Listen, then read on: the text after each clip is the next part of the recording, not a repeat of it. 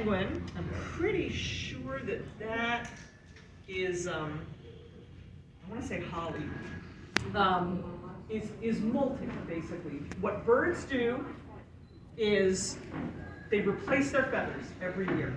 Because feathers are just like you wearing the same t-shirt every day. It gets ratty, it gets worn out. With penguins, their feathers are their primary waterproofing. And penguins, as essentially water birds who eat nothing but fish, which means that they will in the wild spend 75% of their life just in the water, hunting fish, because they eat so much.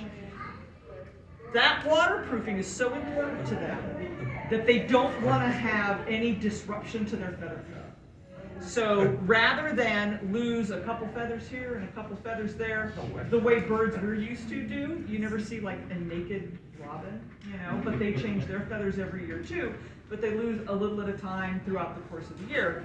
Penguins all save it up, and they lose all their feathers all at once a year.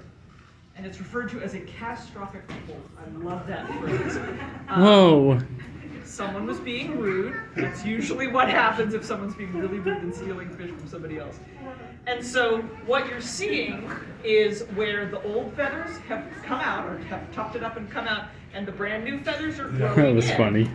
And leading up to doing that molt, because it takes a ton of energy to grow all those new feathers all at once, but also they naturally kind of lose their appetite when they're going through the molt. Because again, in the wild, when their feather coat is disrupted like that, they can't go swimming.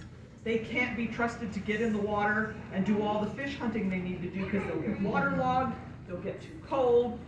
Here they have the luxury of they could get in the water, get out immediately, get under a heater, they're fine. In the wild, it's easier if nature just makes them not want to get in the water.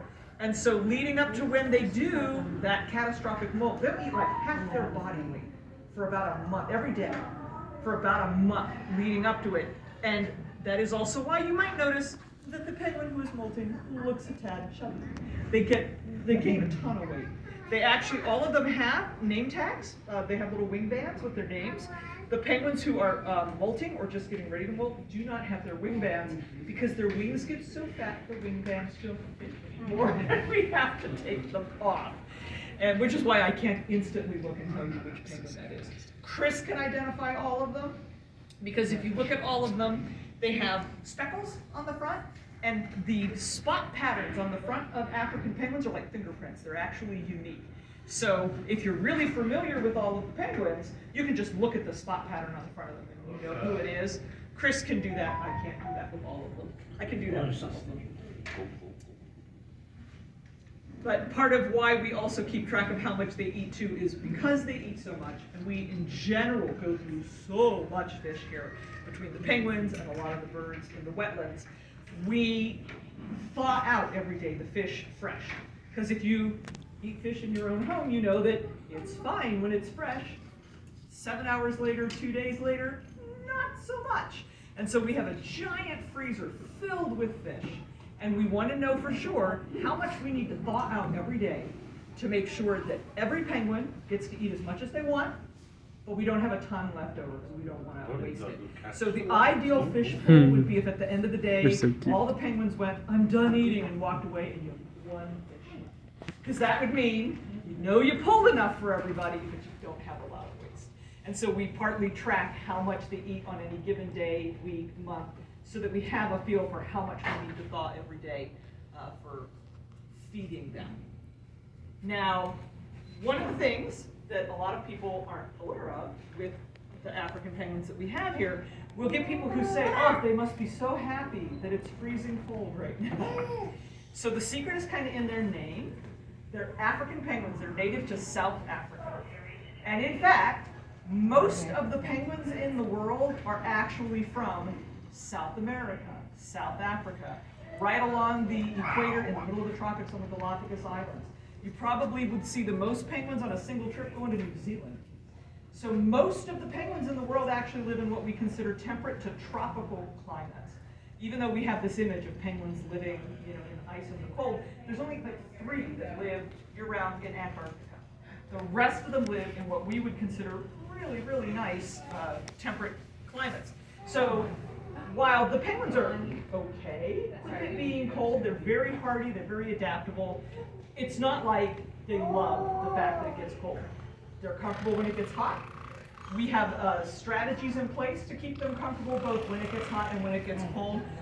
During the winter with the colder weather, you can see they've got some hanging heaters that they can stand under as they choose. The water in here is kept right around 50, 55 degrees all year long. This amuses me because what that means is that in the winter it's warm water, but then in the summer it's cold water, and I just love the fact that it can be both and never change temperature. We have heating elements underneath the rockwork so that ice doesn't build up when they would walk around. Because while they're okay with the cold, they actually aren't cool with like ice and snow. They don't like trying to waddle through ice and snow.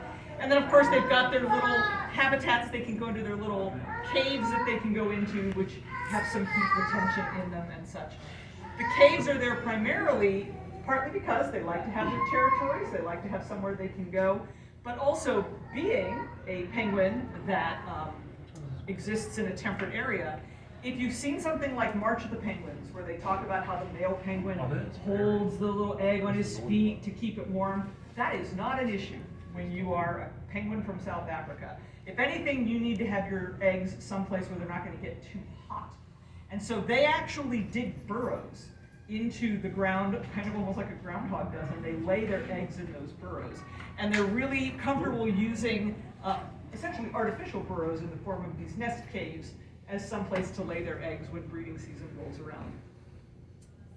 Well, it looks like they are done for the afternoon. Does anybody have any questions? Anything you would like to know? Yeah. I see maybe one or two of the penguin had irregular mouths. Does that mean they are old penguin or? Yes. As they get older, their beaks get really craggly and gnarly, and it's funny because when I very first started working here 17 years ago, we had one penguin with a really gnarly beak, and I thought, oh, that's just him. The other penguins have these lovely beaks, and then I've gotten to watch them as they get older, and all their beaks get all gnarly and such too. Good spot. We also have two here, so you can see Rita Mae and this is Pierogi, who they're not quite the same color as everybody else. Instead of being black and white, they're kind of an iron gray color. They don't have the white on their faces. Those are our two juvenile penguins. So both of them are under 18 months old. And when penguins very first hatch, they're these little fluffy balls of gray fluff. And they stay gray for the first year and a half of life. And so even though they get as big as the grown-ups pretty quickly, you can still identify that they're juveniles.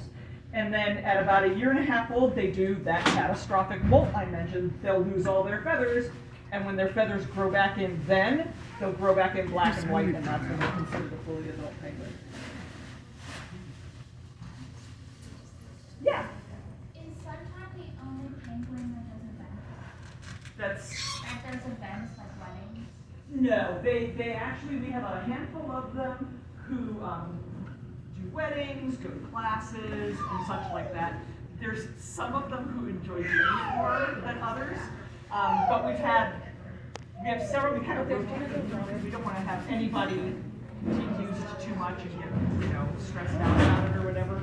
So no, she's not the only one, but she is one of the ones who does. And she likes doing it, so she tends to make friends because you can tell she's like, oh, here I am, everyone's looking at me. And just some of them have more charisma that way, and so I think people remember her a lot. Was she at an event that you were at? Yeah, so she's not the only one, but she is definitely one of the ones who does that. There's others who just really hate doing it, so they never do it. We gotta give them the choice. Yeah.